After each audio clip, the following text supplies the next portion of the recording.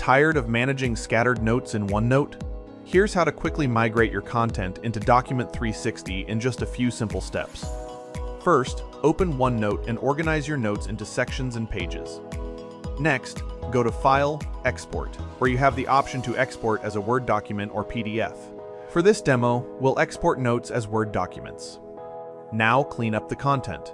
Fix headings, remove extra formatting, and split long notes into smaller articles.